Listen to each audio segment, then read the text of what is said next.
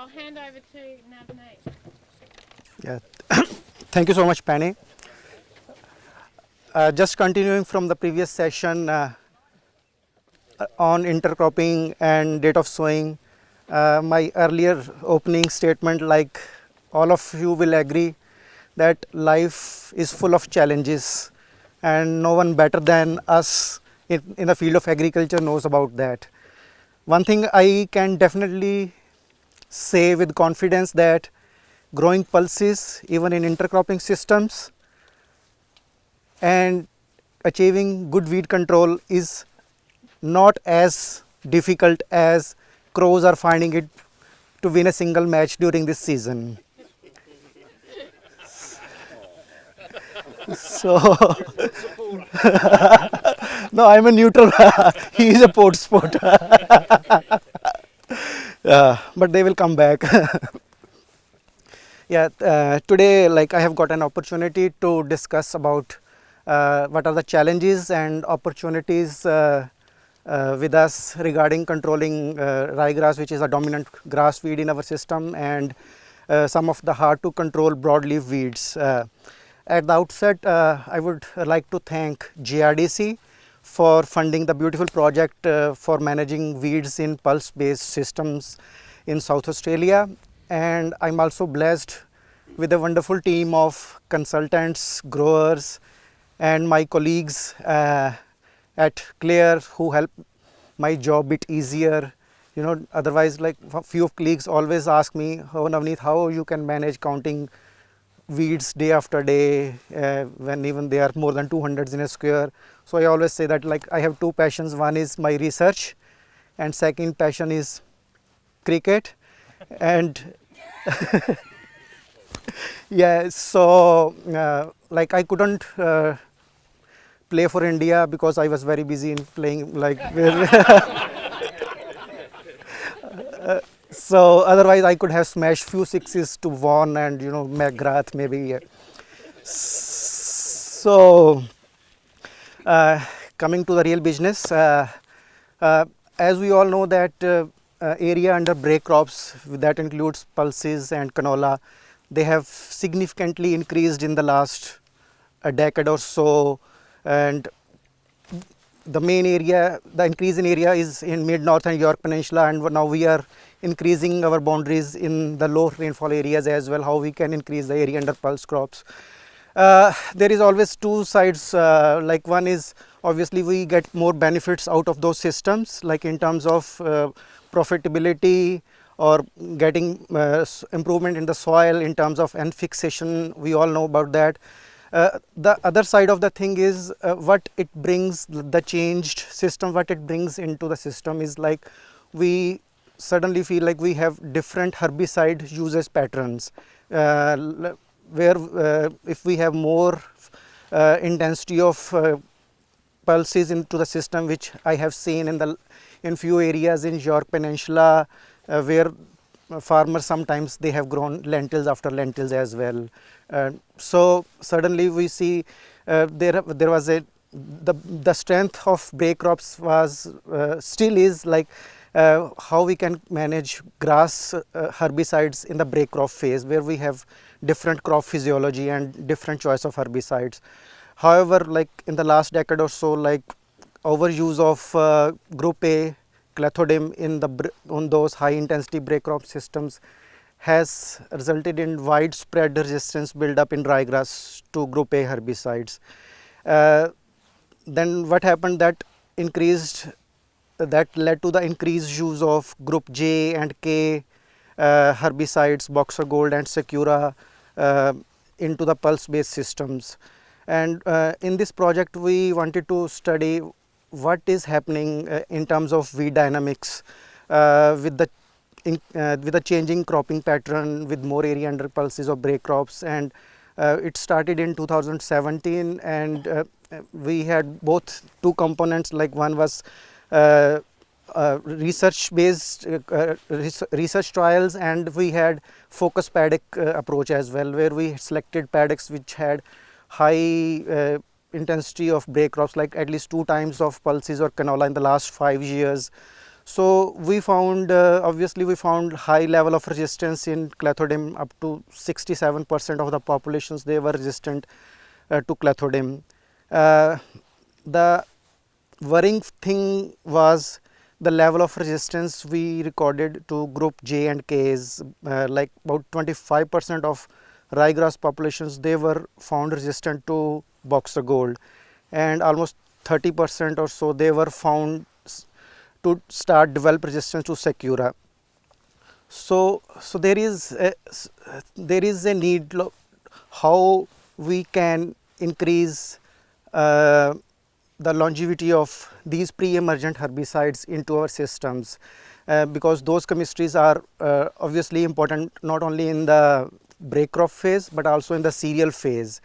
So to answer that question, we started some research trials, both at Hartfield side and in York Peninsula, and we the focus was initially managing dim resistant ryegrass, and in 2017 and 18 we the new at that time propyzamide was recently registered in pulses, and we found propyzamide giving very good control of dim resistant ryegrass in lentils.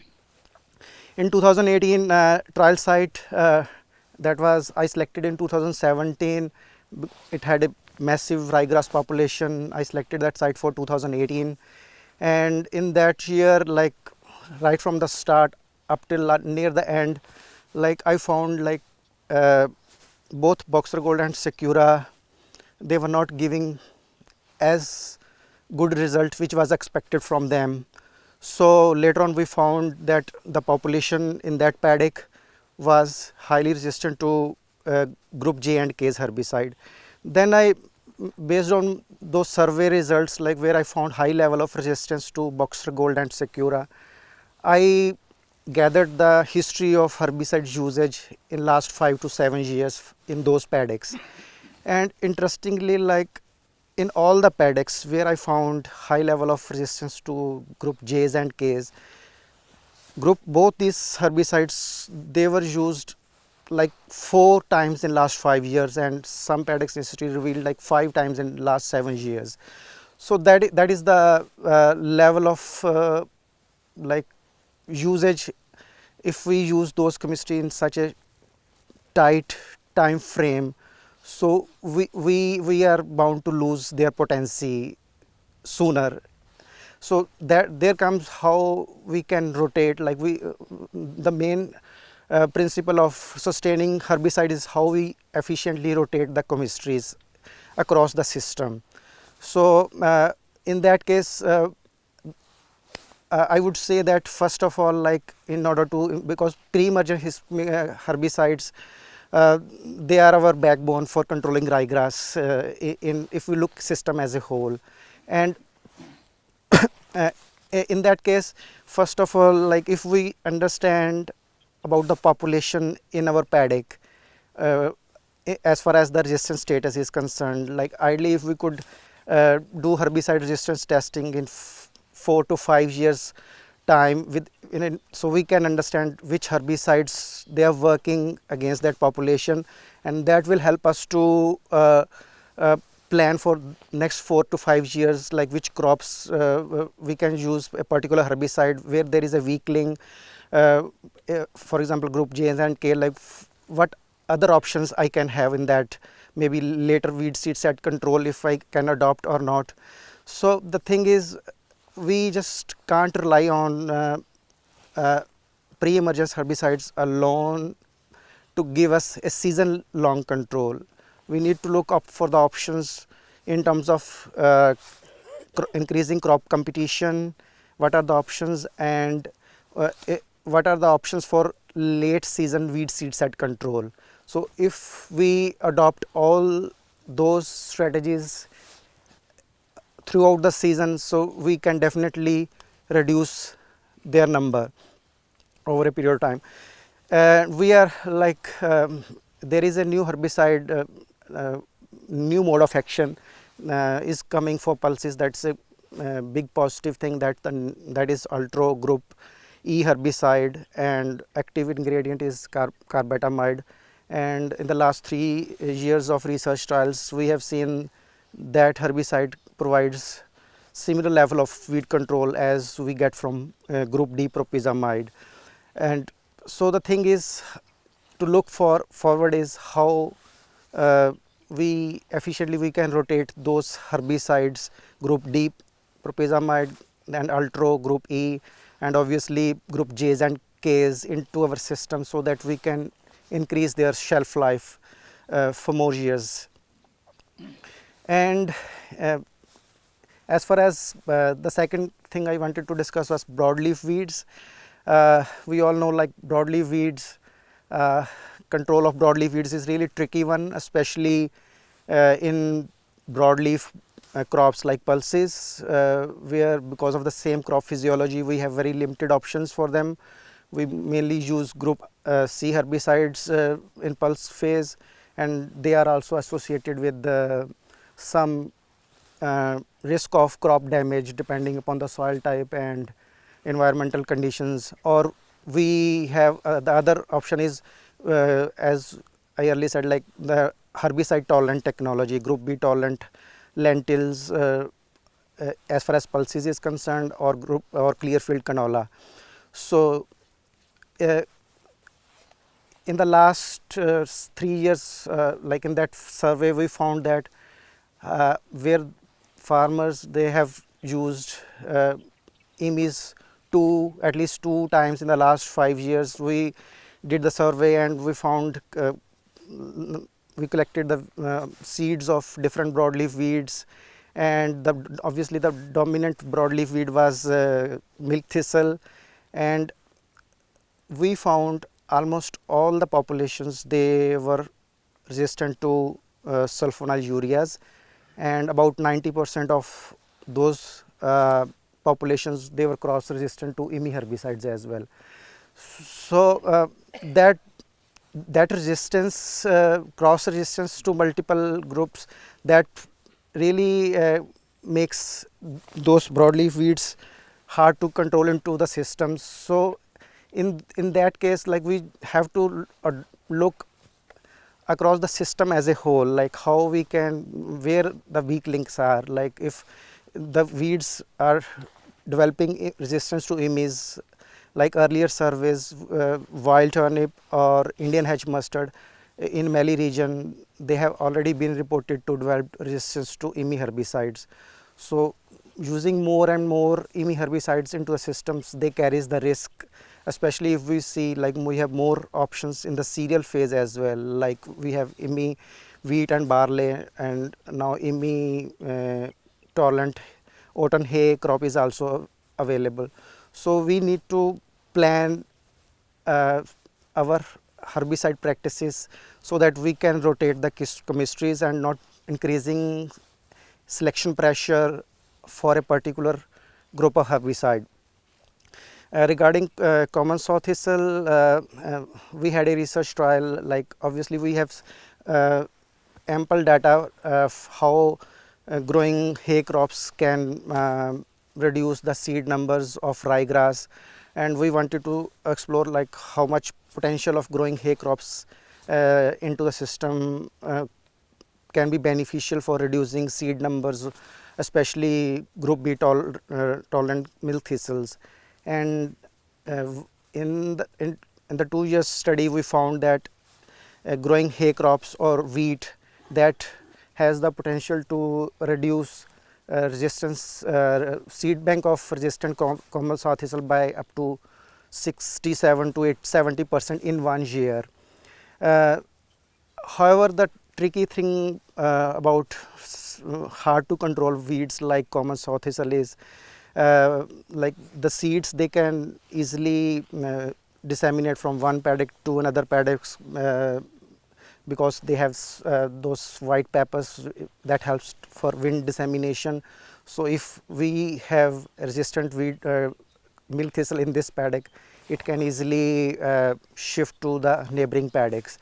So another thing is milk thistle, about although we can reduce their numbers with very quickly with good weed control strategies.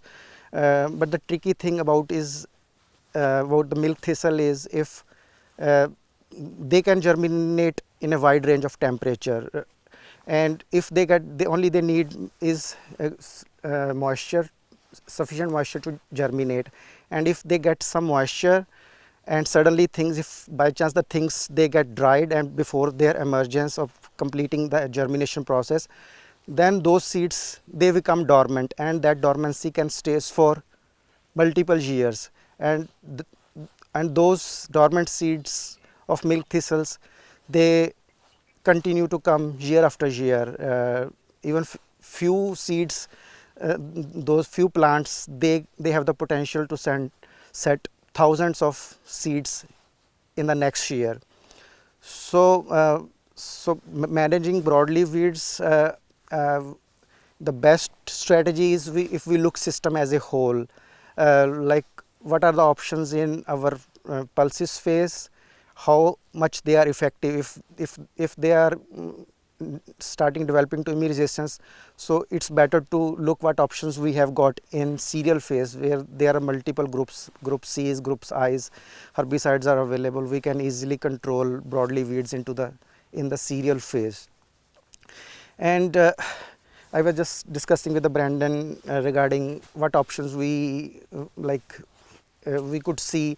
So one conditions looking at now, like when there are we can see broadleaf weeds, they have survived from the earlier weed management strategies which we have applied up till now. Obviously, one thing which has been tested a lot and proven technology is wick wiping. So we had a trial last year on wick wiping, what is the potential of wick wiping in controlling resistant weeds like wild turnip or common saw thistles. Last year we had a trial at Tara field.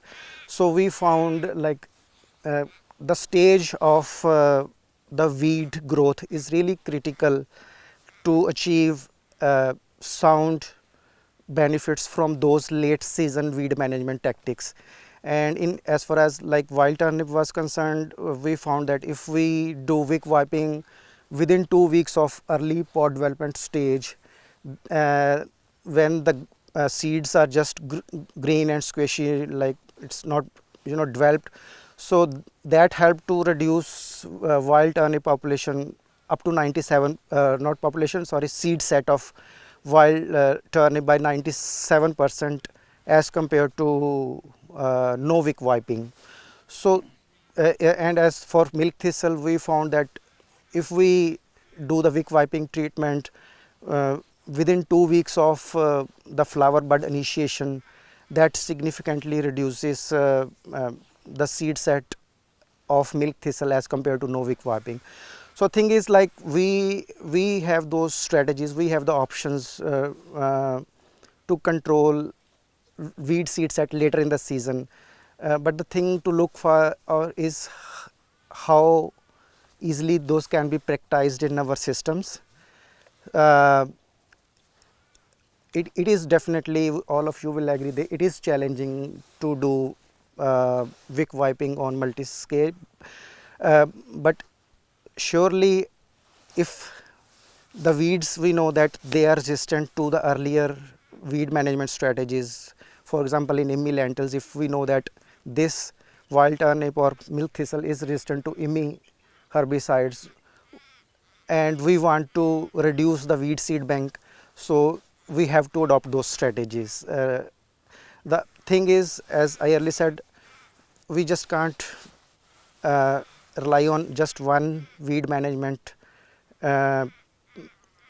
strategy, right? For example, in pre-emergent, using pre-emergent herbicides, we have to look after throughout the season what options we have for reducing late season weed set control, because controlling late season is definitely beneficial for the next season. And what else? Crop competition, little bit crop competition I would like to touch. In pulses, we had some research trials done in the last 3 years. We've found, like, obviously pulses are comparatively less competitors as compared to cereal crops. They are genetically less competitors, but we tried some agronomic tactics, how we can increase crop competition of pulse crops over weeds, and we found if we increase the plant density of beans, for the normal density we target is 24 plants, but if we increase the density up to 30 plants per square meter, so that has the potential to reduce the weed seed set of broadleaf weeds. The last 3 seasons they were bit drier, and we couldn't see any issues related to lodging or disease with the increased plant densities. We have that canopy management trial this season as well, if increasing densities has any implications on disease or lodging. But one thing definitely is that increasing crop competition by increasing plant density in fava bean, we found good results for broadleaf weed seed set control. So in the end, I would like to say, getting sound weed management, either it is grass weeds or broadleaf weeds, we have to look system as a whole rather than focusing on weed management in individual crops. So if we have to plan for 2 or 3 or 4 year crop rotations and look for the options where the weak links are, cover that weak links so that we can reduce their seed number in our soil bank. That is our key target, to reduce the seed numbers in our soil so that we get less burden in the following crop season. Thank you. I spoke a bit faster because of the time limitation maybe. Now, what burning weeds questions do you have, or herbicides? You didn't touch on. Oh yes, residue yes. Oh, sorry, practices. that yes. Thanks for reminding me, Penny. So, as I told, like we have very few options for controlling broadleaf weeds in pulse phase of the system, because both are same crop physiology. However, we will soon have a new herbicide, Reflex. I have included that in 4 of my research trials this season, 2 in York Peninsula and 2 at Tara Field. Two of the York Peninsula trials, they have the focus of bifora management, and in Tara Field the focus is managing wild turnip and wild radish in chickpeas and lentils. In all those 4 trials, that herbicide is doing really well, and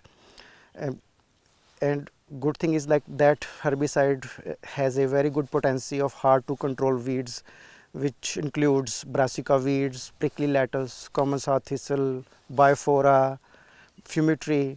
So once it is available, it will really be beneficial in our pulse crops. The thing to look after is how judiciously we use those options in our system. Like those options, they don't come every day, so we have to look after those options for ourselves and for our future. Thank you. Crop virulence is a bit of a sort of, can we say, it's probably more the misuse of it than the use of it's the issue, but have you been trying, say, cranking up the rates of trifluralin like we used to do when we had disc seeders, or is trifluralin being revisited as a control herbicide much? Yeah, say at extreme rates? Yeah, trifluralin, like we have seen, like it has been used like a very important herbicide in our systems, and we have seen some instances like in our trials at Terrafield, like initially we were using like for example against gives very good control of fumitree, additional control of fumitree, but now we have seen like even fumitree is not being controlled by trifluralin. So that's where like most of the times we just use trifluralin every year on, like, so extra, like using year after year, it will certainly lose its potency. about as a mixing partner, like with Boxer Gold and so forth? Yeah, like as Boxer Gold, obviously, like if we use, what I feel is like both are different mode of actions, and as long as we are getting very good control and there are not any survivors from the pre-emergent treatments, because any survivor from those herbicides, and if we are using that same chemistry next year, so we are bound to get more seed set of those resistant populations. So once we are using those herbicides time and again, we need to make it sure that there are not any survivors which might be carrying some resistance from those herbicides. So controlling survivors will be really crucial, where like I mentioned, other integrated weed management strategies like harvest weed seed control, wick wiping will come into the picture.